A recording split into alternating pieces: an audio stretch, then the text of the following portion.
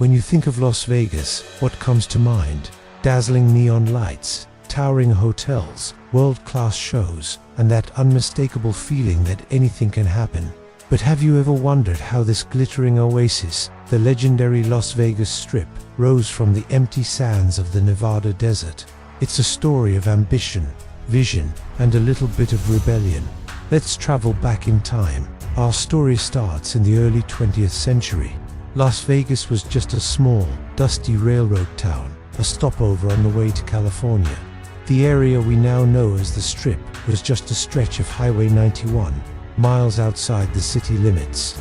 But in 1931, two major events changed everything. First, construction began on a massive Hoover Dam nearby, bringing thousands of workers to the area. Second, the state of Nevada, looking for revenue during the Great Depression, did something radical. It legalized gambling. This was the spark. While downtown Las Vegas on Fremont Street started to light up with casinos, a visionary named Thomas Hull saw potential elsewhere. He noticed all the cars driving to and from Los Angeles on Highway 91. In 1941, he opened the El Rancho Vegas, not downtown, but right on that highway. It wasn't just a casino, it was a resort. With a swimming pool, horse stables, and glamorous shows, it offered a complete vacation experience. The El Rancho Vegas was the very first hotel casino on what would become the Strip, setting a new standard for desert luxury. The success of the El Rancho Vegas didn't go unnoticed. A year later, in 1942, the Hotel Last Frontier opened nearby, leaning into a Wild West theme. These early resorts were relatively modest by today's standards, but they were pioneers. They established the blueprint, build outside the city limits to avoid taxes and regulations, and create a self-contained world of entertainment. The post-World War II era is when things really took off, thanks to a controversial but crucial new player: organized crime. Figures like the infamous Bugsy Siegel saw a golden opportunity in Nevada's legal gambling.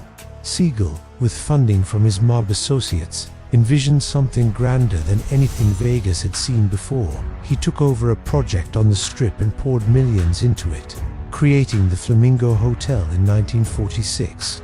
The Flamingo was different. It was sleek, modern, and oozing with Hollywood glamour.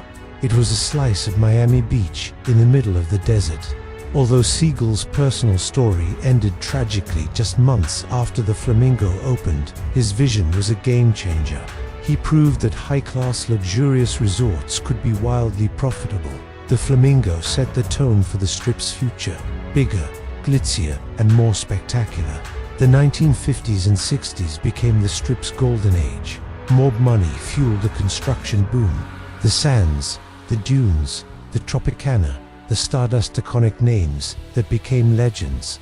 Each new resort tried to outdo the last, with more lavish pools, bigger casinos, and more famous entertainers. This was the era of the Rat Pack: Frank Sinatra, Dean Martin, and Sammy Davis Jr. holding court at the Sands. Their effortless, cool, and legendary performances cemented Las Vegas as the entertainment capital of the world. Elvis Presley began his famous residencies. The Strip wasn't just a place to gamble, it was the coolest place on earth. Behind the scenes, the mob's influence was undeniable. They ran the casinos with ruthless efficiency, skimming profits and keeping things in order. But this connection also made federal authorities nervous. By the late 1960s, the tide began to turn. The state and federal governments started cracking down, seeking to push organized crime out of the casino industry. This led to the next major transformation, spearheaded by an unlikely figure: Howard Hughes. The eccentric billionaire moved to Las Vegas in 1966, famously renting out the top floors of the Desert Inn. When the owners asked him to leave, he simply bought the hotel. And then he kept buying.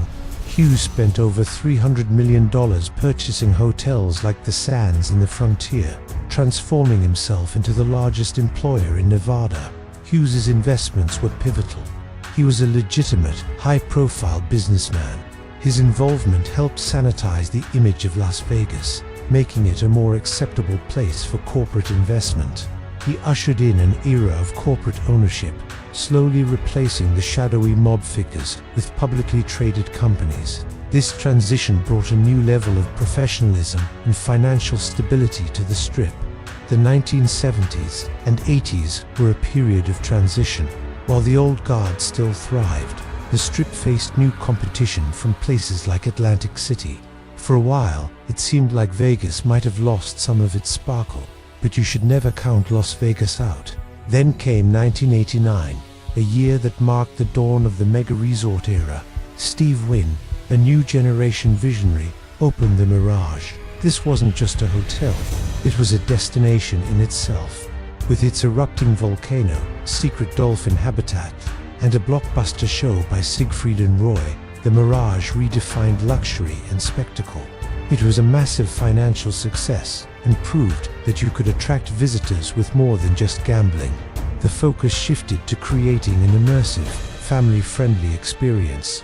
Wynn's success triggered an unprecedented building boom throughout the 1990s and 2000s. The Strip became a fantasyland of architectural marvels. Treasure Island brought pirate battles to the desert. The Luxor Pyramid rose with its powerful skybeam.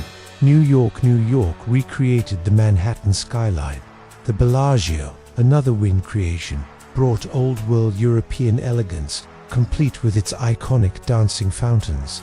Then came the Venetian, with its indoor canals and gondolas, and Paris, Las Vegas, with its own Eiffel Tower. Each mega-resort was a self-contained universe with shopping malls, fine dining from celebrity chefs, sprawling pool complexes, and massive convention centers. Gambling was still a huge part of the business, but it was no longer the only part. Revenue from rooms, food, shopping, and entertainment became just as, if not more, important. The 21st century saw the Strip reach even greater heights of luxury, with properties like the Wynn, Encore, Aria, and the Cosmopolitan. These resorts pushed the boundaries of design, technology, and service. The focus shifted towards high-end nightlife with world-famous DJs, exclusive clubs, and lavish day club pool parties. The residency model, pioneered by Elvis, was reborn, with superstars like Celine Dion, Britney Spears, and Lady Gaga signing multi-year deals, making Las Vegas a premier destination for live music. Today, the Las Vegas Strip is a constantly evolving entity. It has weathered economic downturns and global crises, always managing to reinvent itself. It has transformed from a dusty highway into a global icon, a testament to human imagination and the relentless pursuit of entertainment. It's a place where dreams are built, fortunes are made and lost, and the show always goes on. From a single roadside motel to a dazzling boulevard of mega resorts, the story of the Las Vegas Strip is a unique chapter in American history. It's a tale of risk-takers, visionaries, mobsters, and moguls who all left their mark on the desert landscape. So the next time you see those famous lights, you'll know the incredible journey it took to get there. Thanks for watching. If you enjoyed this trip through history, don't forget to like, subscribe, and hit that notification bell for more stories about the world's most fascinating places. See you next time.